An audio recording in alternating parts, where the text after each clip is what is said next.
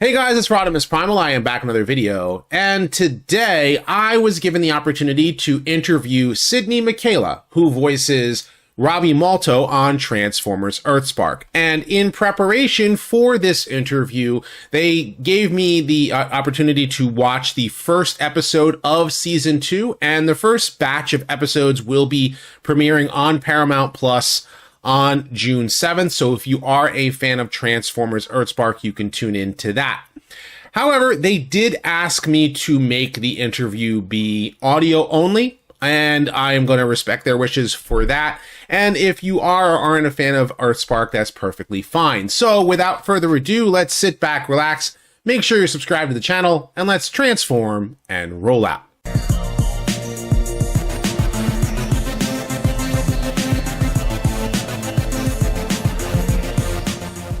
Consider supporting the channel on Patreon, becoming a channel member, or purchase some merch. Links are in the description below. So it's been a while since I got a chance to talk to you, Sydney. Last time I talked to you was right before season 1 of Earthspark aired, and it was like with like everybody, if you remember. And it was a lot of fun. So how have you been since then, you know, with all the work that's probably happening coming your way? So I've been doing well. I think, things have been well. Definitely focusing more on school, trying to finish that out. So, that's been taking up the bulk of my time. But ultimately, yeah, things have been well, and just working on this new season has been really exciting. yeah, there's obviously this new season. Have you completed all the voice work for it, or are you still is there still a lot of work in progress at this point? I don't know if I can say, Yeah, but that's the I understand that there does come a point because only so many episodes are coming out at certain times, and you know how long the season is going to be is of course um you know up in the air. We know fans always want to know these questions. They're like, are we going to get like 26 episodes? We're going to get 5 episodes, 6 episodes. It's those kind of questions. You know what he's going to get. And I'm sure there's only so much you can say. That's fine. But before I could talk about Transformers, which you probably know, I could literally talk about Transformers literally all day, all night, to the point where it probably bores you to tears. Um, but I took a look at your career, and it's just really blossoming, quite a bit. And I have to say, I mean, you evolved from going from soap operas to doing voice acting. How is that? How has it evolved? Over time. Like, how did you go from one into the next? I mean, I kind of was doing both simultaneously. I've been voice acting since I was 9, and I've been acting since I was 5. So I've been going at it for a minute. I think that it has evolved. I think, just good things take time, and I think that animation is a manifestation of that.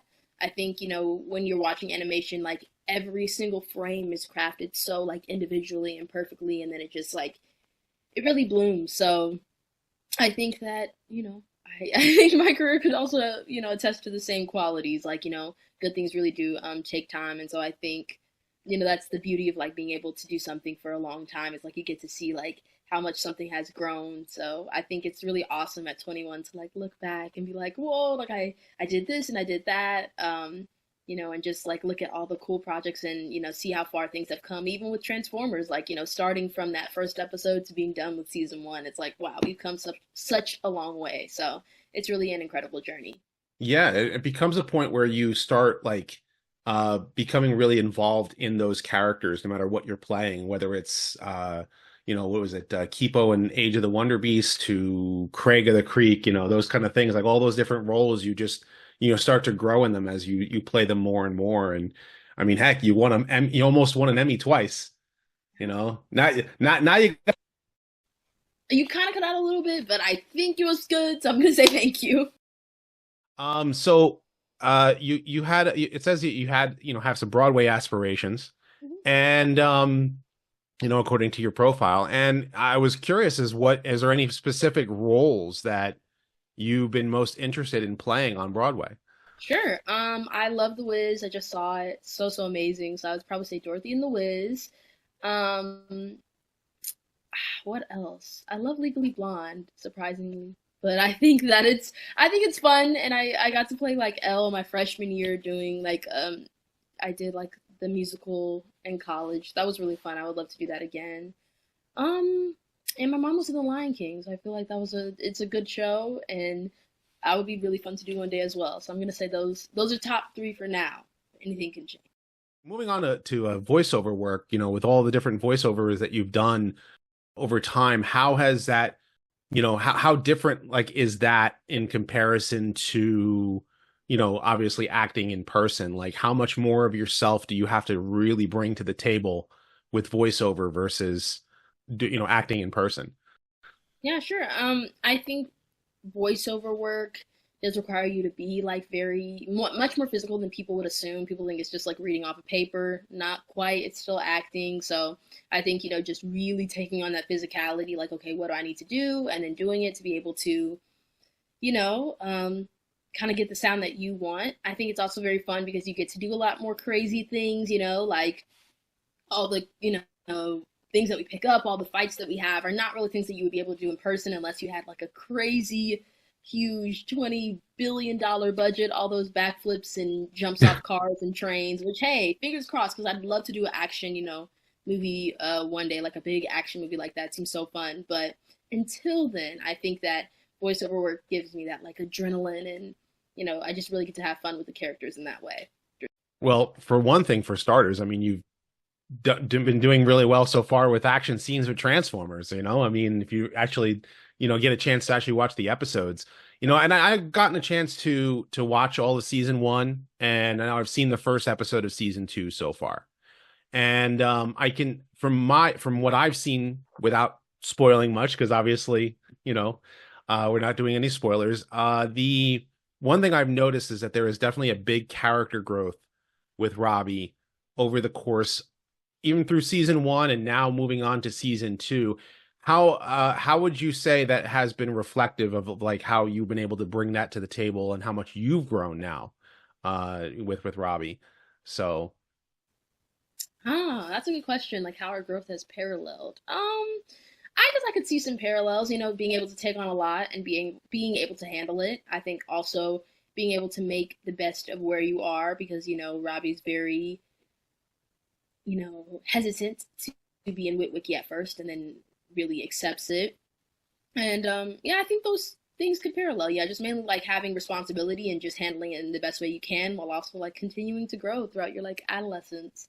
So I think those things could be the same because yeah, I know I'm pretty sure I started this when I was 18, so senior in high school, and now I'm a junior in college.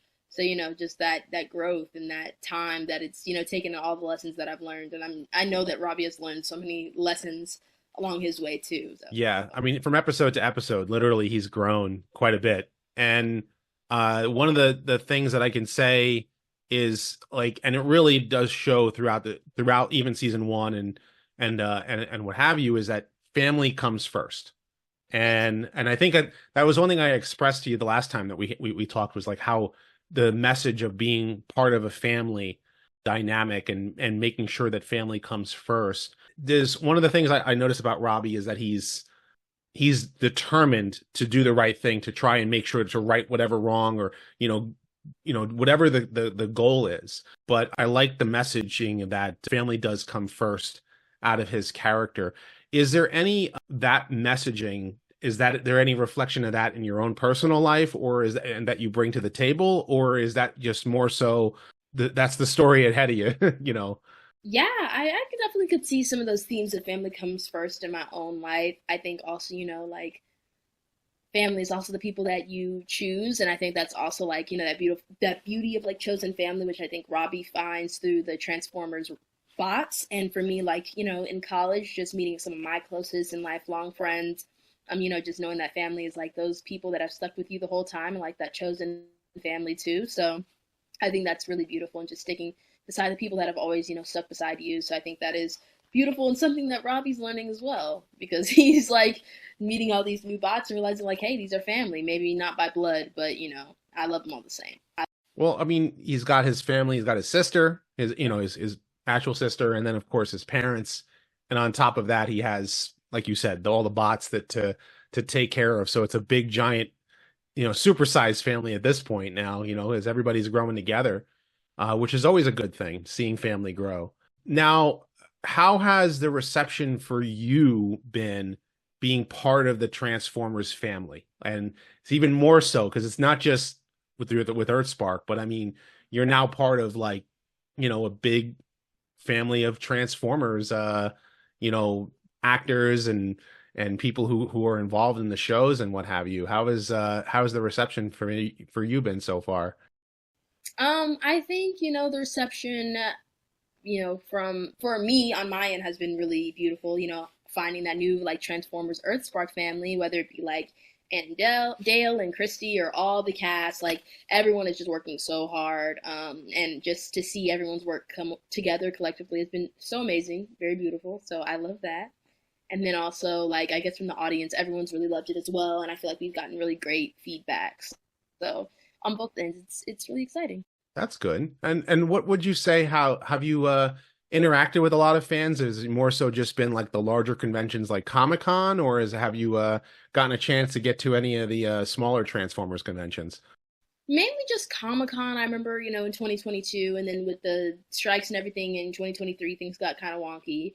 So, mainly I just remember those, 2022 moments. They were just such great energy. I love, seeing people and meeting them in person, and everybody with their Transformers costumes was just so That I is was one thing when you do attend the smaller Transformers conventions, whether it be like I mean they can name some of the names like TFCon or BotCon or what have you.